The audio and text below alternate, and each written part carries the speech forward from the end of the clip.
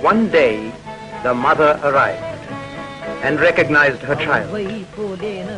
She remained there for many days, trying to persuade him to come back.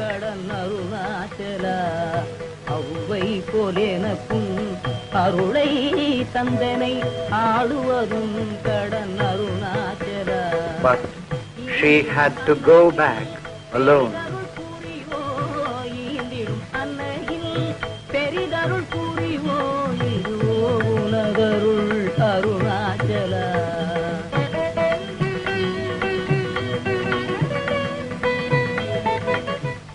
Later, the young sage moved to a tiny cave on the main Arunachala hill, named after Saint Virupaksha, who had used the cave centuries ago. This cave became his residence for several years. His extreme austerity began to attract a considerable following. He knew the hills intimately and spent time in different caves and other parts of the hill.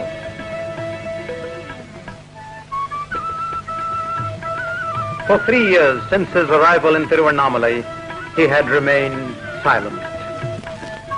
And now a new phase started, when in response to ardent devotees' requests, he began to talk, sometimes giving discourses. Some of the devotees preserved these manuscripts, which were later published in various languages.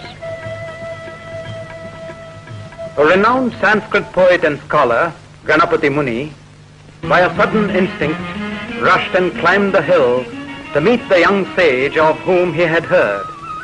The meeting and the advice received from the youth deeply touched the scholar.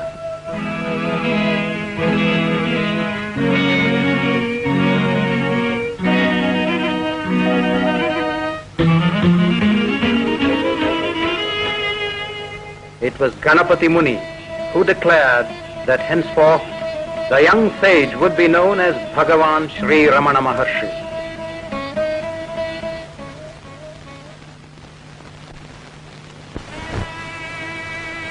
As disciples came from far and near, the word spread.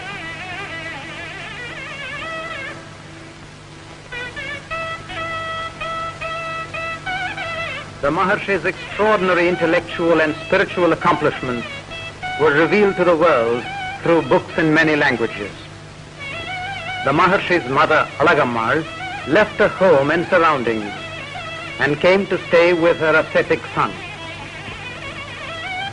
The devotees got together and built a small room attached to a cave on a higher point in the hill for the Maharshi.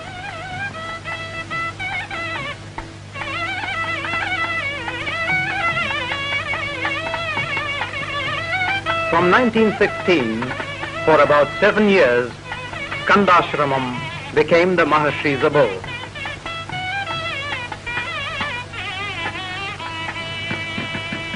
One day, in this ashram room in 1922, the mother was sick.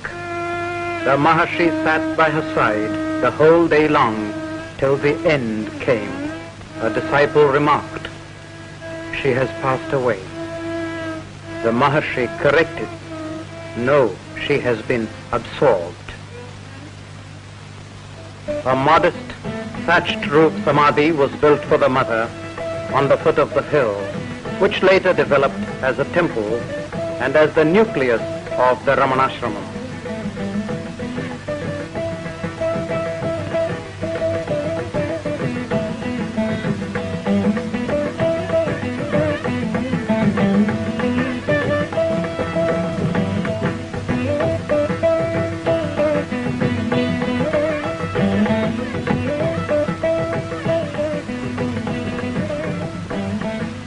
In his eyes, there was no discrimination whatsoever of caste, creed, religion, or race.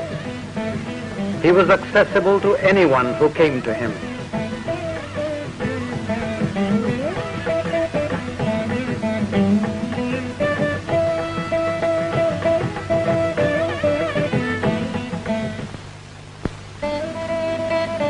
Bhagavan Sri Ramana Maharshi's message and teaching is simple and direct.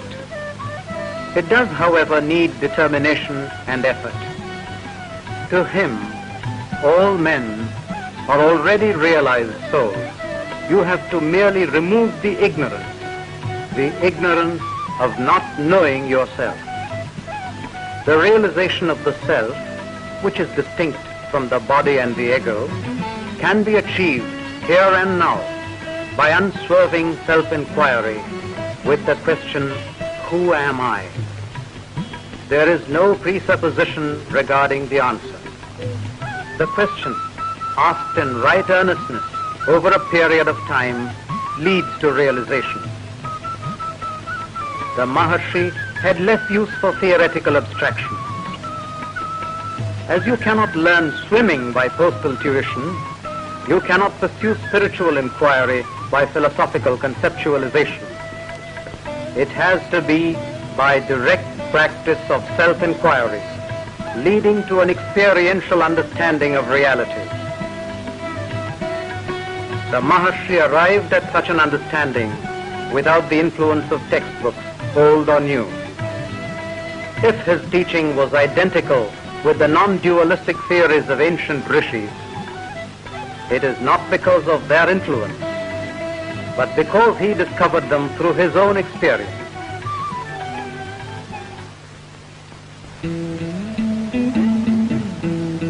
Indeed, Bhagavan's grace extended beyond the human family. His identification and rapport was with all living things.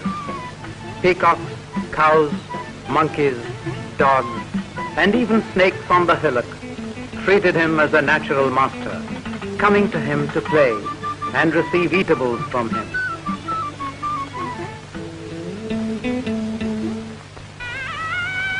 In 1949, the Maharshi's physical condition began to deteriorate. He underwent an operation for tumor, which was found to be malignant. The Maharshi never asked for treatment, but allowed his disciples to have their own way. In spite of excruciating pain, he remained smiling and calm.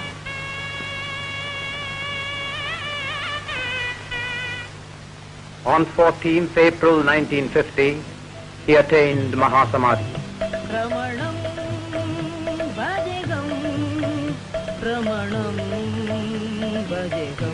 Exactly at the time of his Mahasamadhi, the observatory reported an unidentified meteor.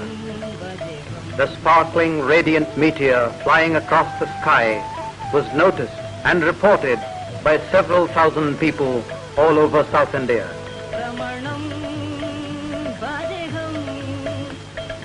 He had laughed and said, "But if you cease to identify yourself with the body and realize the true self, this confusion will vanish.